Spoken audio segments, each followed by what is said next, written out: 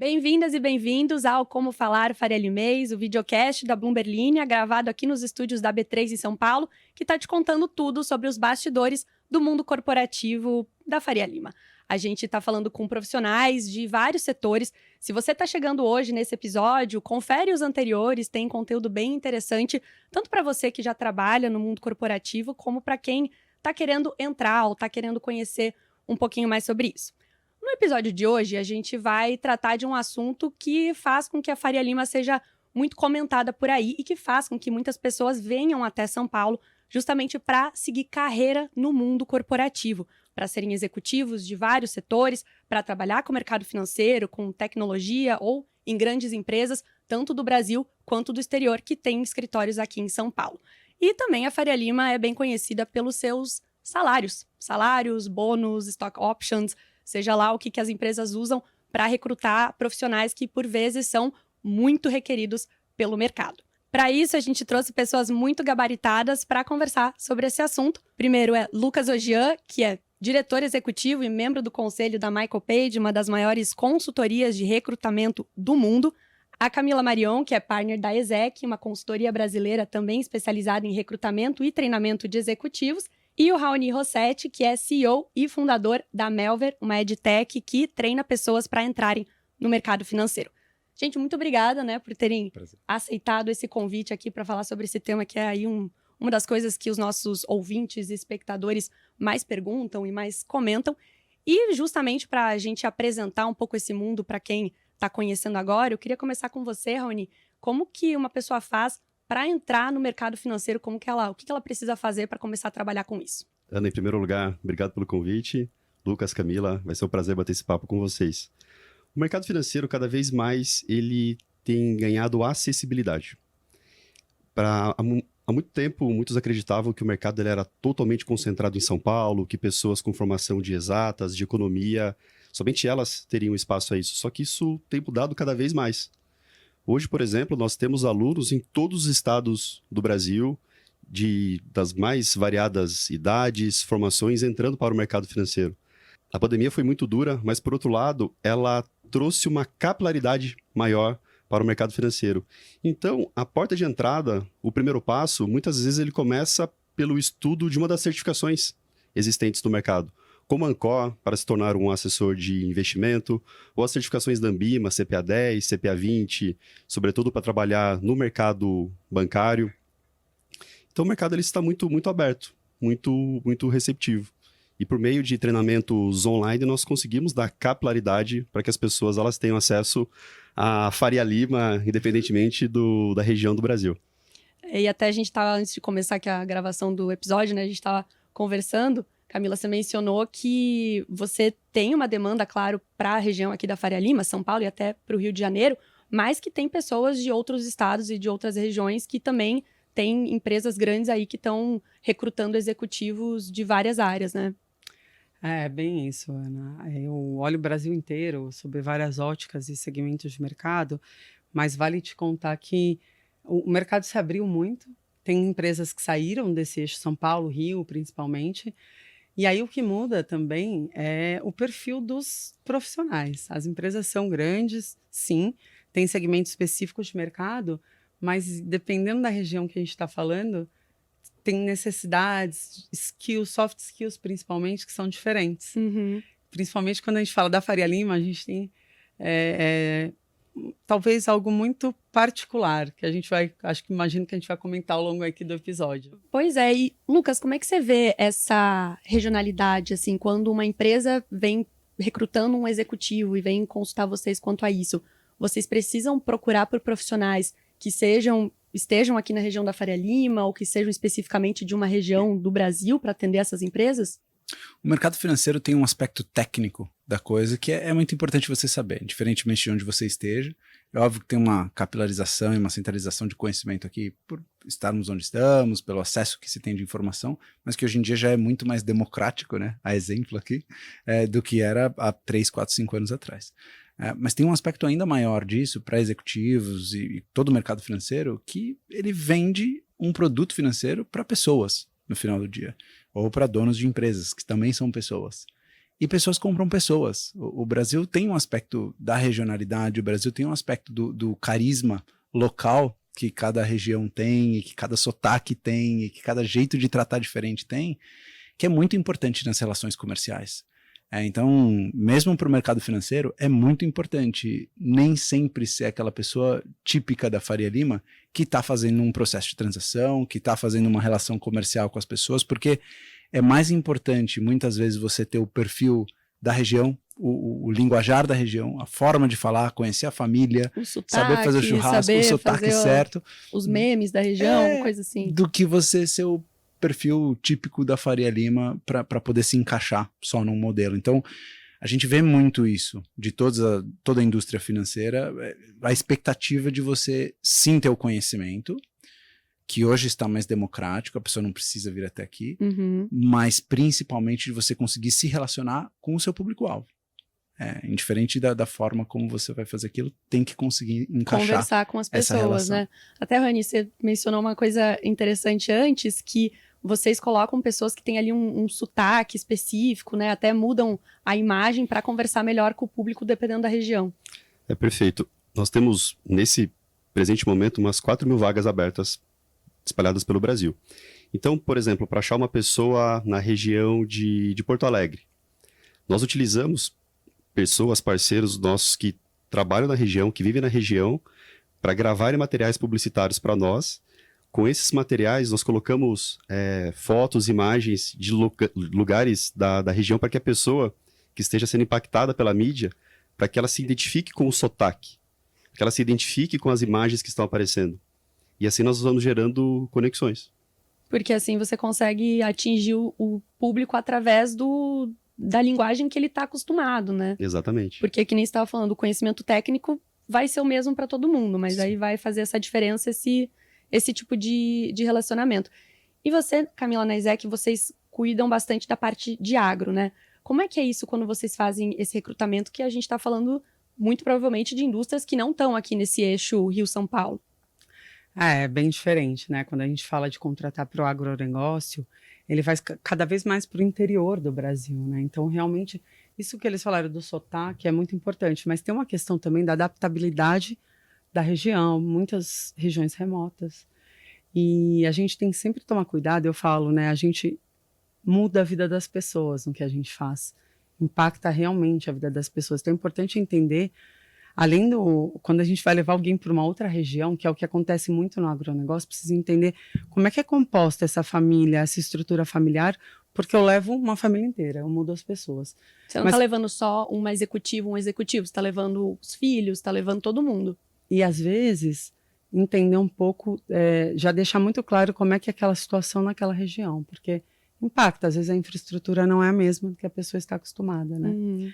Então, realmente é diferente. Mas, por exemplo, quando a gente vai contratar para fundos que investem no agronegócio, que estão mais aqui em São Paulo, aí o perfil, então, aí a gente vai falar o Faria Limês. Vai falar o Faria Limês. Bem diferente. Como que você diria que é esse perfil? É um perfil bem típico, assim, a gente identifica que eu vou falar comportamentalmente, né? Porque além da parte técnica, a gente já falou um pouquinho, mas são pessoas que têm grande habilidade de negociação, eles se comunicam muito bem, de forma ágil, com energia, eles têm que tomar decisões, eles estão no meio de alto risco, eles precisam estar o tempo todo fazendo análises, avaliando o cenário macroeconômico, a economia e política de um modo geral, e eles têm que tomar decisão, então eles têm punch, né, para tomar decisão, para fazer acontecer. E normalmente, a gente estava falando um pouquinho antes, são workaholics, né, eles estão sempre ligados no que o mercado está, como é que o mercado está se comportando, workaholics fazendo gestão de risco. Então, é um perfil muito típico, mas eu estou falando da parte comportamental, né, especificamente. Mas, Lucas, você acha que vai por aí, assim, e já dá para chamar isso de soft skill? Totalmente. O hard skills são as partes técnicas das pessoas que elas invariavelmente têm que ter. Esse soft skill que a Camila mencionou sobre a comunicação, até mesmo a postura, né, muitas vezes que você espera de um executivo numa cadeira, principalmente representando uma empresa que não necessariamente é da região. Então, quando você está falando de um fundo que está contratando, que comprou um pedaço de uma empresa, por exemplo, ou está investindo em uma empresa e quer ter um profissional que seja mais vinculado a ele em uma determinada região. ele vai querer uma pessoa mais parecida com ele mesmo, normalmente.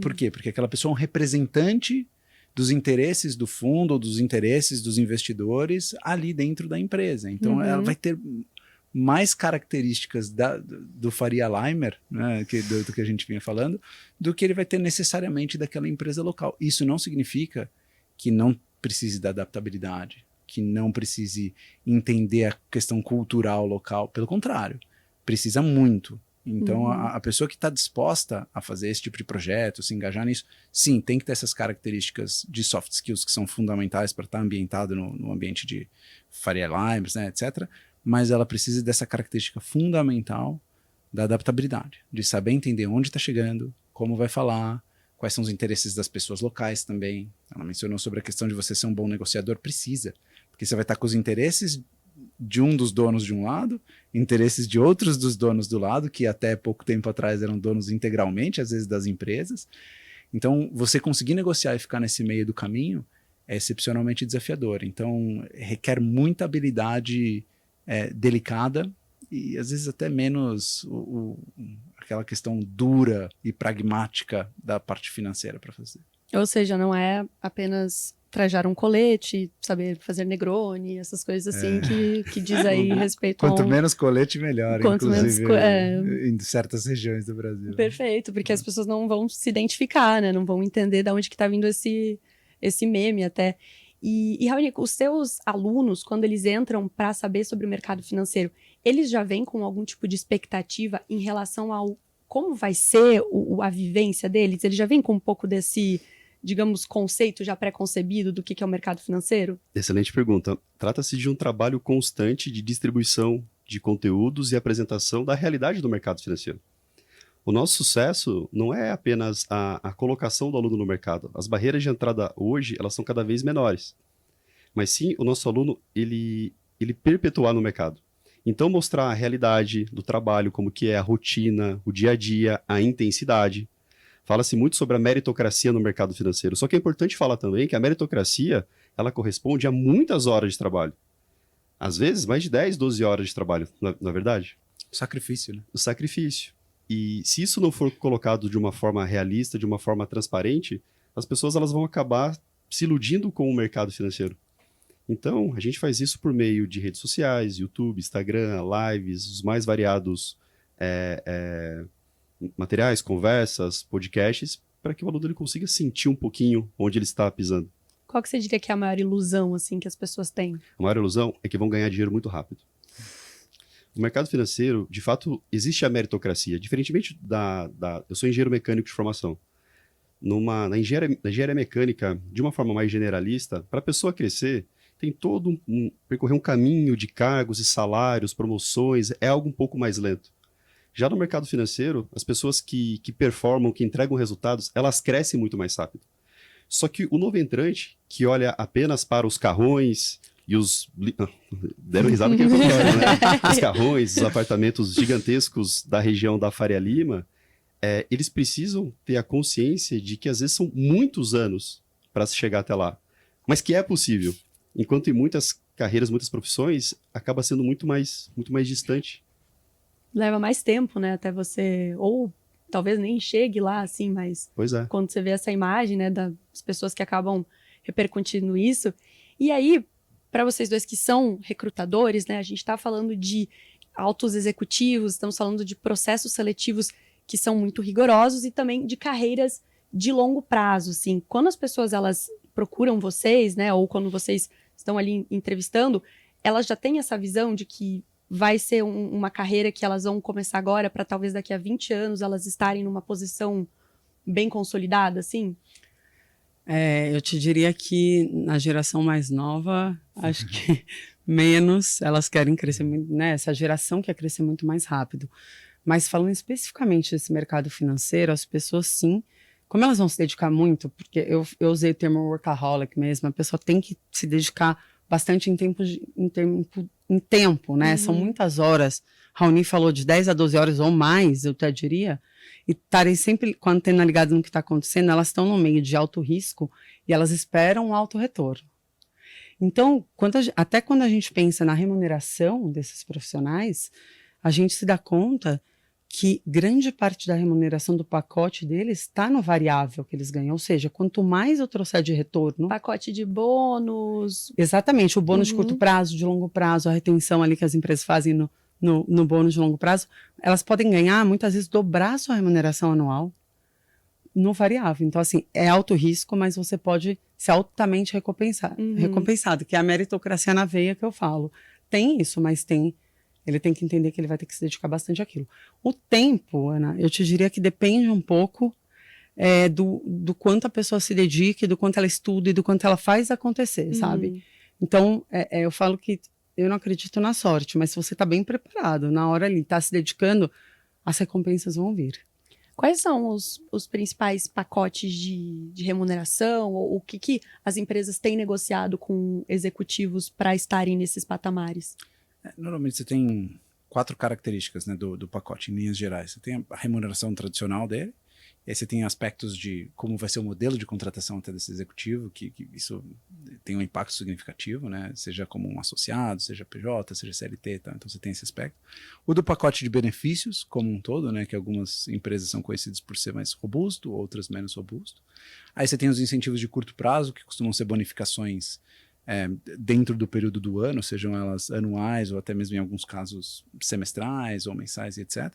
E as remunerações de longo prazo, né, que são incentivos de longo prazo, bônus de longo prazo, stock options e etc. Então, em linhas gerais, quando você pega esses 4 pilares, aí é o que vai compor a remuneração de um executivo, principalmente, não necessariamente de uma pessoa que ainda não tem uma cadeira executiva, mas de um executivo você vai olhar pelo menos esses 4 pilares aí de remuneração para entender se é algo que vai motivar ele.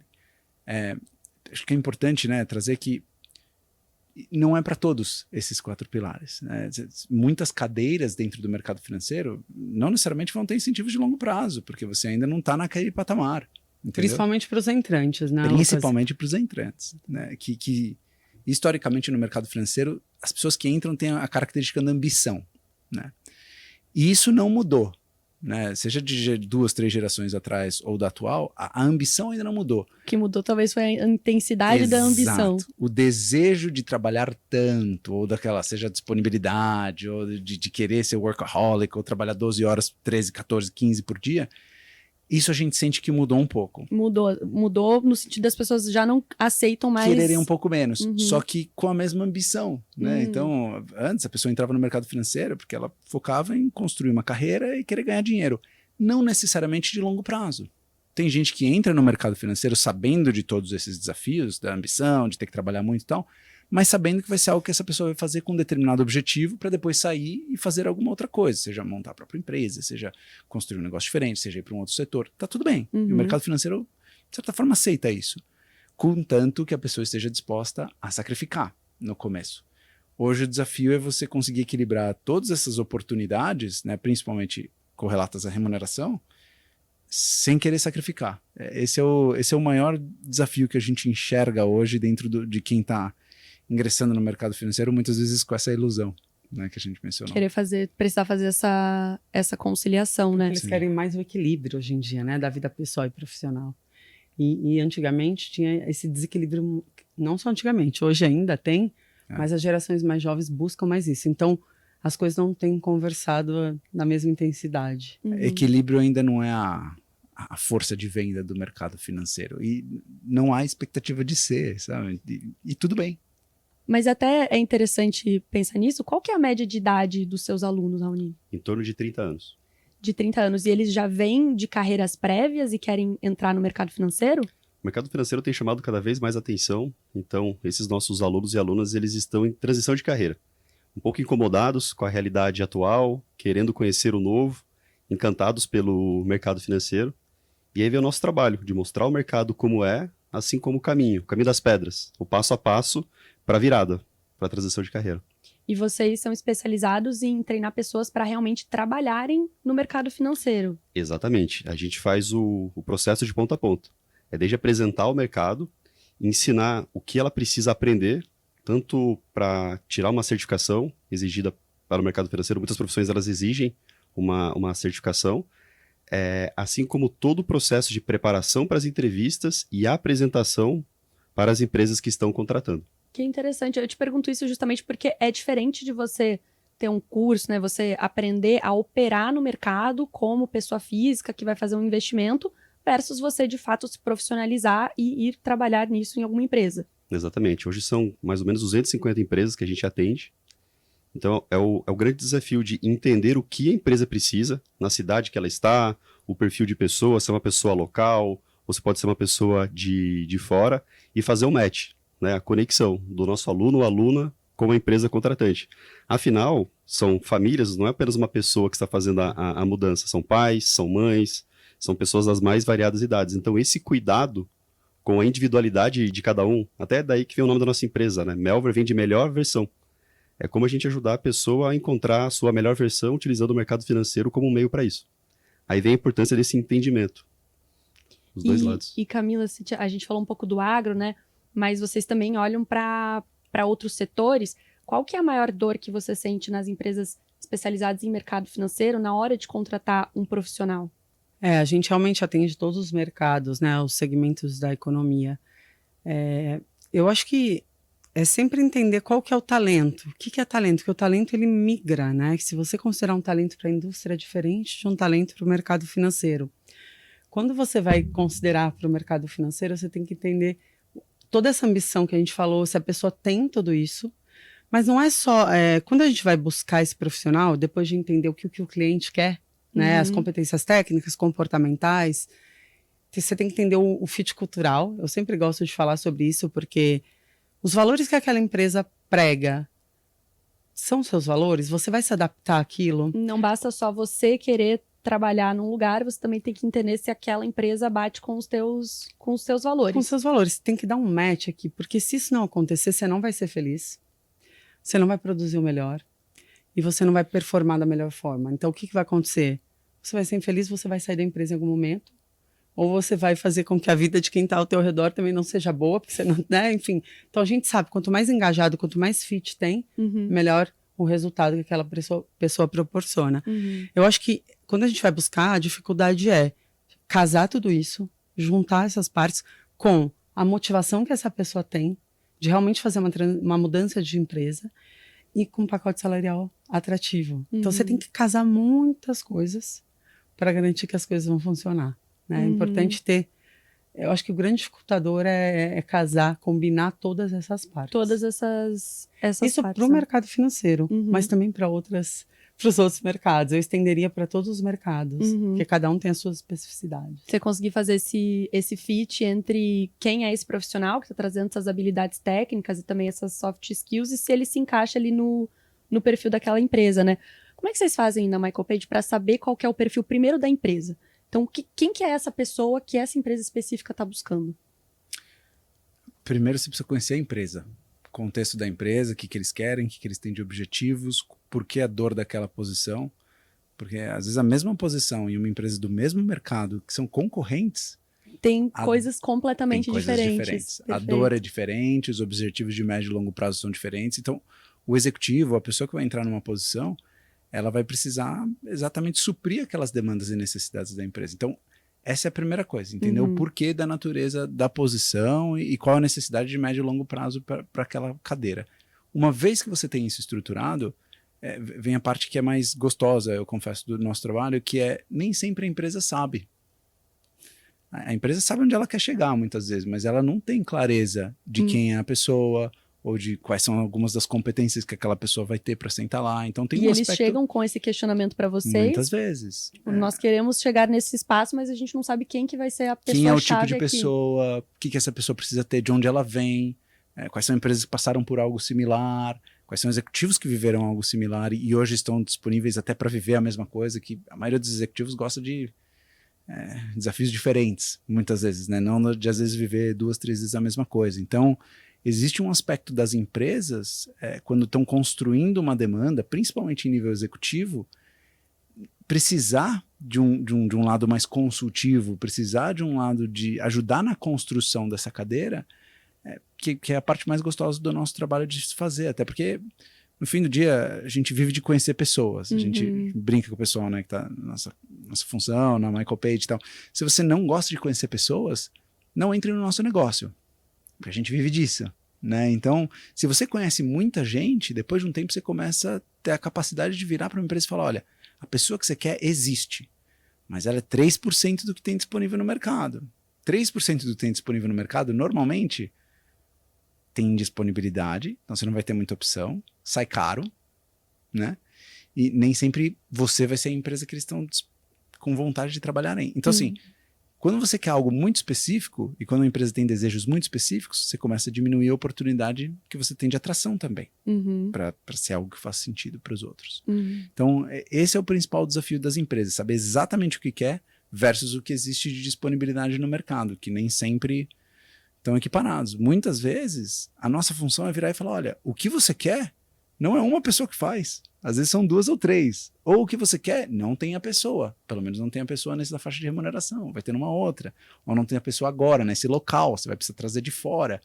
Então, tem esse aspecto mais consultivo de construir junto a necessidade da empresa para realmente suprir a demanda deles. Que senão, eventualmente, se a empresa vai lá, a empresa tem um desejo, você se torna um tirador de pedido, né? Que a gente costuma falar para as pessoas.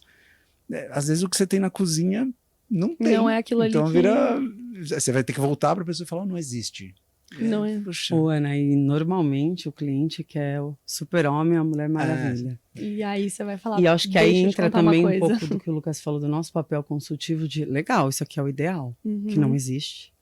Onde a gente vai flexibilizar, né? Então, entendendo o momento, estratégia da empresa, e quais são as grandes demandas, nosso papel é um pouco ajudar a traduzir isso e fazer um match com a realidade. O Robin às vezes dá conta do recado. O Robin, vamos valorizar o Robin. Não precisa sempre ser o Batman, o super-homem. É isso aí.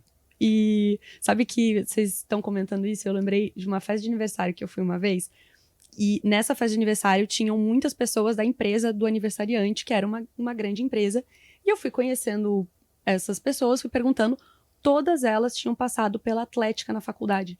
Todas, porque elas tinham esse perfil de...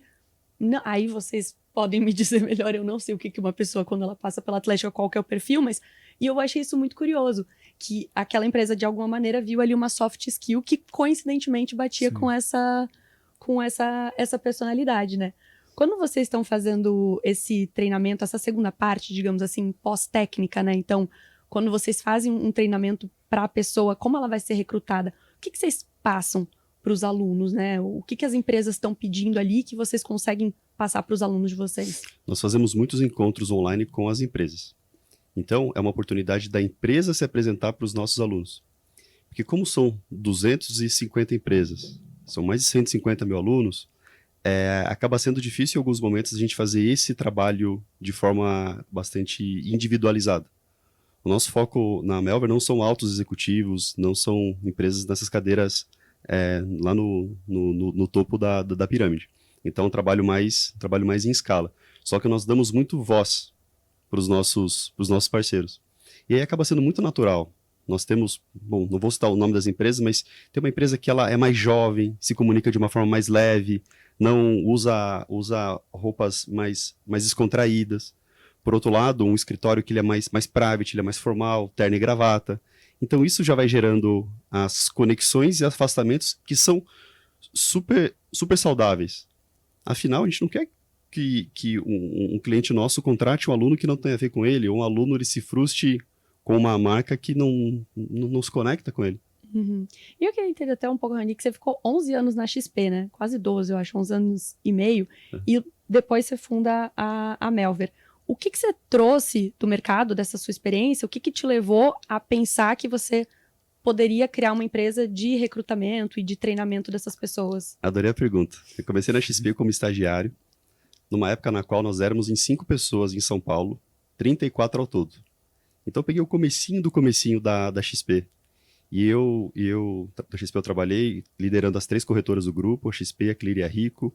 O final da última fase da minha jornada na XP foi como C-Level, em Nova York, trabalhando na expansão internacional da empresa, para a Ásia, para a Europa. E foi muito interessante esse momento em Nova York, no qual eu pude olhar para o mercado brasileiro à distância, sem estar envolvido no dia a dia. E olhando para o mercado à distância, eu vi uma grande disputa entre as corretoras pelo assessor de investimento. Uma tirava o escritório daqui, tirava o escritório de lá, e juntou, nesse imbróglio todo, a procura pelo gerente bancário para ele se tornar um assessor de investimento. E olhando aquilo de fora, para mim ficou muito nítido que eram iniciativas que faziam sentido para o curto prazo. Mas e o médio prazo? E o longo prazo? E os novos entrantes? E as pessoas das mais variadas formações e lugares do Brasil que têm perfil para o mercado financeiro, mas que não sabiam o caminho para aquilo. E aquilo para mim era tão óbvio, era tão nítido que precisava daquilo. E aí, após o IPO da XP, nós fizemos o IPO na Nasdaq, após o IPO eu encerrei meu ciclo na empresa para montar a Melver. E a Melver nasceu com essa cabeça de resolver o que eu acredito que seja até hoje a maior dor do mercado financeiro. Pessoas. Encontrar pessoas e qualificar essas pessoas para que elas fiquem felizes e perpetuem no mercado financeiro.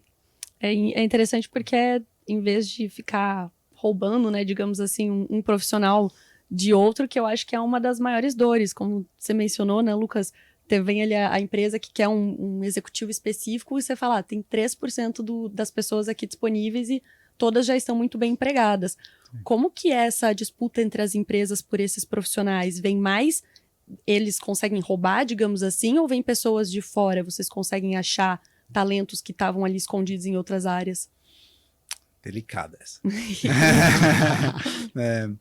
A disputa por talentos hoje no mercado brasileiro, você estava mencionando no mercado brasileiro, o mercado brasileiro ele é rico em volume de pessoas, nem sempre na qualidade exata do que as empresas buscam ainda.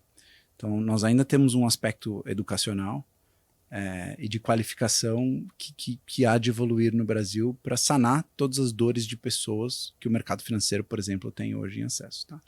Isso faz com que a busca e a briga por talentos, ela nem sempre seja mais leal, né? Eu gostei muito das palavras que você usou para falar isso. Às vezes você tem algumas casas que têm acordos para que não seja feito essa busca. Não, essa casa tem um acordo com tal casa para não ter essa interferência, ou até acordos comerciais que aquelas casas têm, então não é legal você tirar a pessoa de um lugar e colocar num outro que tem um acordo comercial, beleza.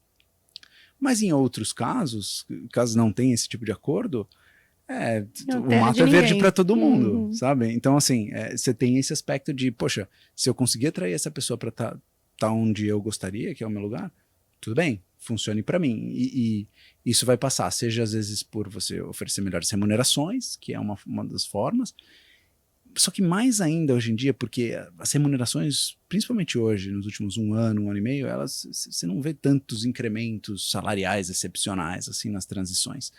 Você tem um aspecto cultural muito forte do que a gente vinha falando antes, então as pessoas buscam cada vez mais trabalhar em lugares que elas se identifiquem com e que elas sejam felizes em trabalhar, e às vezes para trabalhar com determinados profissionais, aquele profissional é excepcional, vou ter oportunidade de trabalhar com ele. Então as pessoas se motivam hoje muito por isso, ou pelos desafios.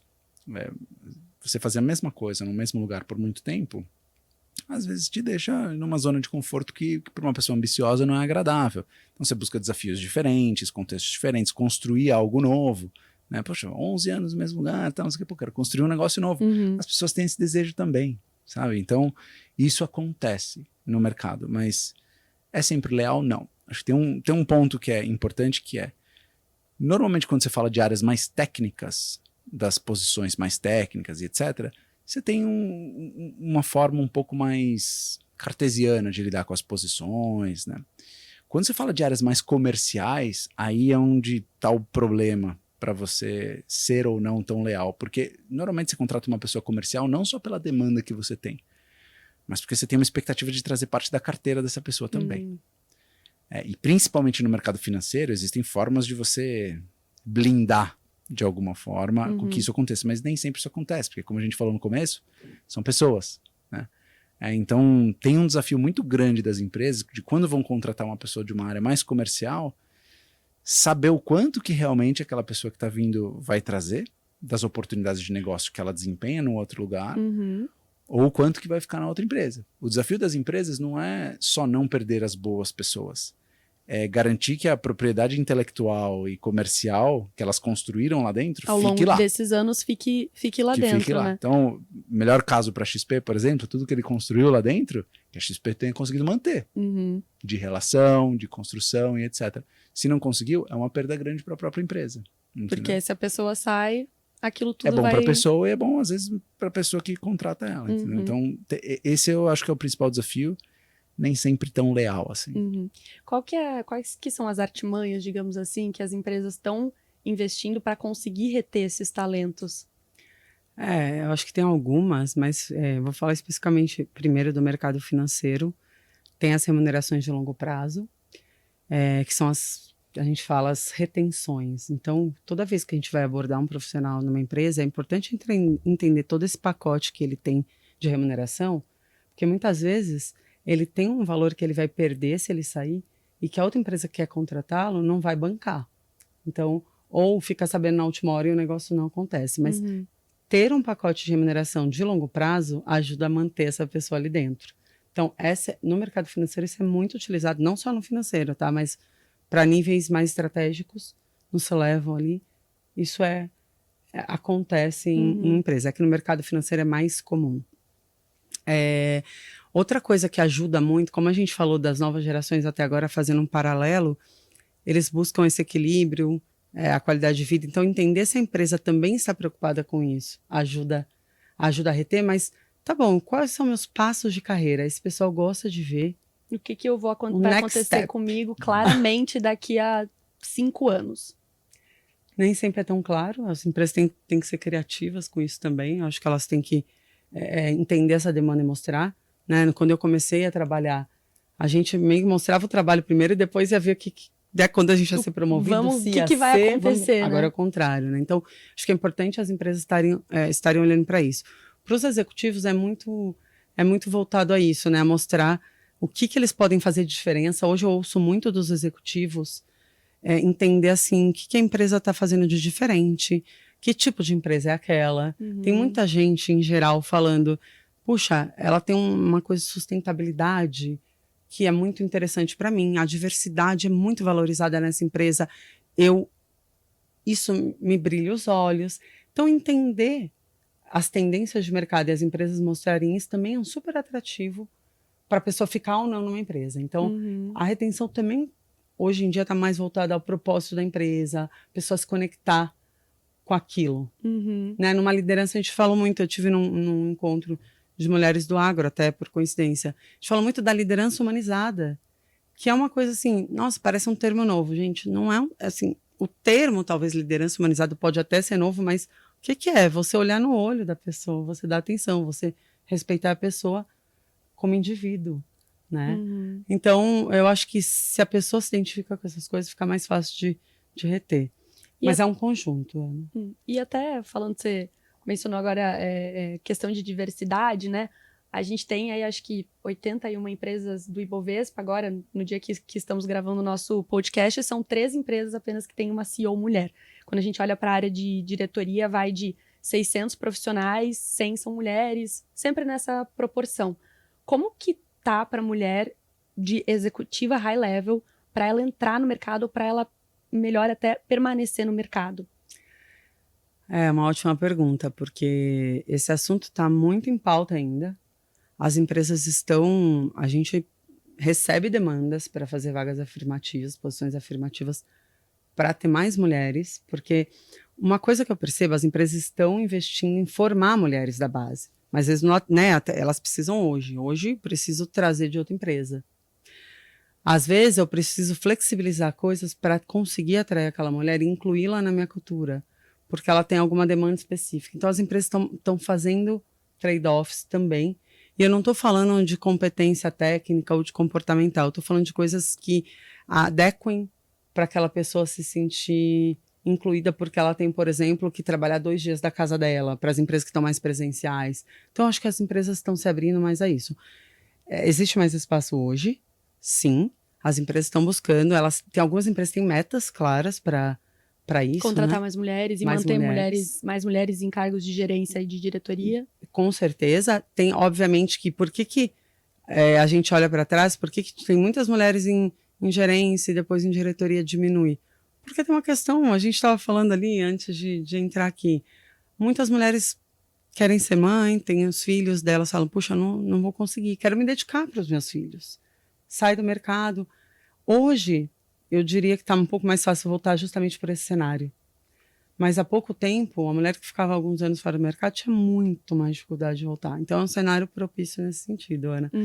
Mas quando a gente fala dos Faria Limers, é um mercado predominantemente masculino, ainda. Né? Eu acho que até, talvez o Raoni possa falar para a gente como é que é isso dentro dos estudantes dele, né? Porque acho que deve ser diferente. Temos um número bem interessante. Há uns 3 anos, essa empresa ela tem 3 anos de CNPJ, mas começou um pouquinho na garagem, né? Um pouquinho antes. O nosso perfil nas redes sociais mudou absurdamente. Há 3, 4 anos, era mais ou menos 80% homens que nos seguiam. A gente consegue ver isso pelo painelzinho do Instagram. Hoje, 55% dos nossos seguidores são mulheres. Só que, quando a gente olha para a nossa base de alunos, a presença feminina ela cai para mais ou menos 30%. Quando nós entramos em conteúdos específicos sobre renda variável ou sobre algo bem nichado, a presença feminina ela cai para menos de 10%. Por que você acha que isso acontece? Então, mas eu acho que é um processo. Então, agora, na vitrine, as mulheres estão olhando mais. Então, isso a gente vê esse crescimento nas redes sociais. Então, não é uma coisa que de uma hora para outra que muda, mas se a gente olhar 3 anos, era 80% homens, agora caiu para 45%, eu acho que isso já é uma grande conquista. No episódio 500, vocês me chamam aqui de volta, e eu adoraria contar agora como que mudou. Tá 50-50, tem mais mulheres inscritas. Mas é um processo, esse processo ele está acontecendo, mas ele não é rápido. E de fato, né, como a Camila muito bem colocou, tem empresas que chegam pra gente, elas falam, Raoni, eu preciso da ajuda da Melver, eu preciso de tantas mulheres para assessoria, ou para renda variável, ou para alguma área específica. Bem direcionado. Você acha que existe algum tipo de política que essas empresas ainda não estão colocando que poderia ajudar? Ou as iniciativas que estão aí no mercado, elas estão de pouquinho em pouquinho chegando no que essas empresas estão querendo? Pouquinho em pouquinho é uma boa dose de expressão ainda. Então, só que é muito pouco, né? A vasta maioria das empresas de grande porte, ou médio para grande, bem estruturadas, principalmente aquelas, por exemplo, que você usou de exemplo, abertas na bolsa, elas têm necessidades por questões institucionais. Então, elas normalmente têm planos bem estruturados, elas têm políticas bem estabelecidas e etc. Só que a grande maioria de empresas no Brasil não são de grande porte, não tem capital aberto, e não tem nem muitas vezes estrutura societária muito bem estabelecida. Ou seja, não tem ninguém olhando. Então não tem ninguém olhando. Isso significa que quando não tem ninguém olhando, não tem ninguém cobrando. E sendo muito realista, no mercado, seja ele financeiro ou fora do mercado financeiro, quando não tem ninguém cobrando, dificilmente vai ter alguém fazendo. Entendeu? Então, a verdade é que a maioria das empresas não tem boas políticas ou boas práticas em relação a questões de diversidade. E aí, quando a gente fala de mulheres em cargos de liderança executiva, é o topo do iceberg da diversidade, né? A gente tem várias outras coisas que permeiam isso. Então, hoje a maioria das empresas não tem boas políticas, boas práticas e governança sobre o tema. As que têm, elas fazem uma sombra grande sobre as outras, que é importante no mercado. Por quê? Porque normalmente você acaba seguindo quem é líder, né? Então, se as 3, 4, 5 maiores empresas vão ter boas políticas, vão ter boas práticas, tem isso, você começa a se tornar menos desejada por pessoas trabalharem em determinados lugares, porque elas têm aquela como referência. Né? Quando é a empresa X e Y, que são as referências e estão fazendo algo bom, eventualmente aquilo se torna regra. Mas demora um pouco, como políticas, por exemplo, de diversidade dentro de cargos de liderança. Então, sim, tem demandas, assim como a Camila mencionou também, acho que todos os meses a gente tem demanda de pessoas querendo mulheres, sejam em cargos de liderança ou em cargos não exatamente executivos, mas pelo menos para ter uma população maior de mulheres dentro do mercado financeiro para chegar nesses cargos executivos, mas ainda não é algo que em sua maioria é bem estruturado. São poucos e que precisam precisa realmente de um impacto maior, porque enfim, a diversidade não é só a questão de ter pela política, né, da coisa. É de ter porque gera soluções diferentes, gera melhores resultados, sabe? Você tem outros impactos que você ter pessoas diferentes em cargos de liderança ou da empresa funcionam melhor para as empresas. Mas isso com o tempo as empresas estão descobrindo. Tem que ser verdadeiro, né? Se não é verdadeiro, uma tentativa de inclusão, de diversidade, ela não vai ser sustentável, não vai parar de pé. E o problema é a inclusão. Sim. Porque às vezes tem a política para atrair Você volta lá depois de um ano, muitas foram embora, porque se sentiram excluídas. A cultura não absorveu aquilo, não acolheu. Porque o entorno não permitiu. teve a política. O entorno às vezes não está preparado para aquilo, não teve aquele trabalho porque você tem que fazer esse trabalho com a liderança para permear na organização. Isso é parte da transformação da cultura. Então é importante as pessoas, as empresas olharem o todo. Não é só ter a política lá escrita. Como é que eu acolho, como é que eu incluo, como é que eu entendo as diferenças, as necessidades, né? Então E Camila, acho que até mandando um recado aí para as nossas espectadoras, que no podcast maioria é mulher. Tem mais mulheres ouvindo o podcast, tem mais mulheres seguindo a gente nas redes sociais. Tem espaço para mulher e também para outras minorias que não estão tão representadas aí no mercado financeiro, tem espaço. Tem espaço. O Lucas disse, a grande maioria não está com políticas definidas e tudo, mas existe um espaço e um movimento grande. E o que eu queria, para todas as minorias, né, não representadas ali, mas um ponto importante de mulheres, o que eu tenho visto, uma coisa que eu acho que é fantástica, é como essas mulheres estão se unindo para uma puxar a outra, né? A sororidade que a gente fala. Isso é uma coisa que quando eu comecei não existia. Quando eu comecei minha carreira, isso não existia. Era o contrário, na verdade, né? E como é bacana você ver esses grupos dentro dos seus segmentos, das suas áreas, né? Mulheres que têm carreira financeira, né? Se unindo, fazendo grupos para poder uma puxar a outra, encorajar a outra, ajudar num aspecto que é importante da autoconfiança, né? Porque a gente fala do mercado financeiro.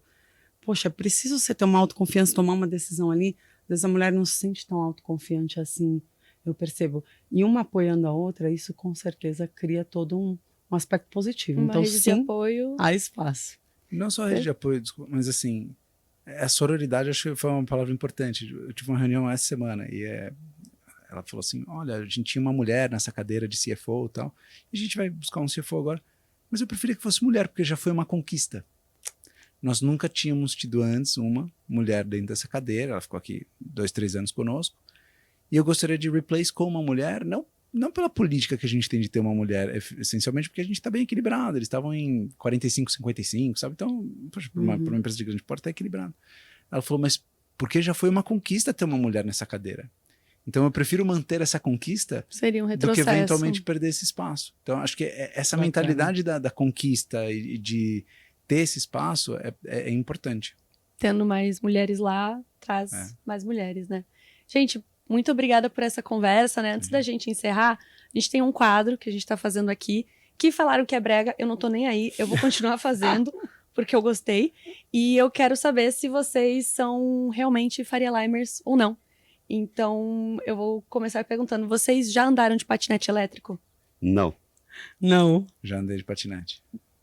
Como é que é a experiência? Me conta. Mas Olha, aqui na eu Faria andei Lima ou não? Eu andei antes da pandemia para ir nas reuniões por ali, assim. Ah, tá. Isso eu parei de andar depois de que um dos meninos do escritório teve um acidente terrível. Ele caiu, machucou o joelho, teve que fazer cirurgia e tal. Eu tinha andado 2, 3 vezes, eu falei, nossa, não vou correr esse risco, eu não posso correr. Daí eu parei, mas foi divertido, eu me diverti. Um dia foi na chuva, inclusive. Para quem já viveu o trânsito da Faria Lima, aquela coisa fabulosa, né? Das 6 horas da tarde você não consegue andar 10 100 metros. metros. Uhum. Então foi um dia que a gente precisava sair de um lugar e ir para um outro, 300 metros de diferença, e estava chovendo.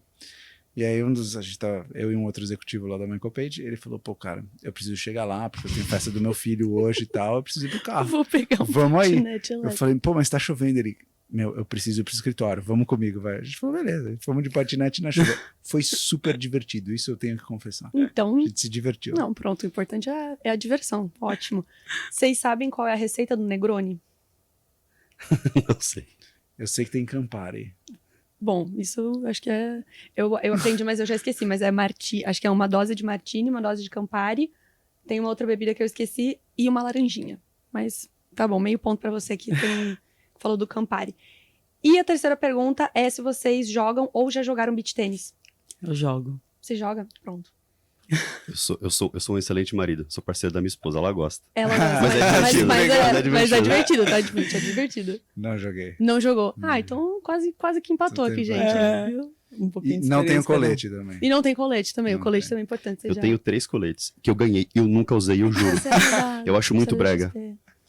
Eu acho muito brega o coletinho. Agora, coletinho com patinete, uma raquete de beach tennis nas costas, isso Nossa, aí você entrega. Isso não é o sucesso do mercado financeiro, eu garanto. Bom ponto, gostei.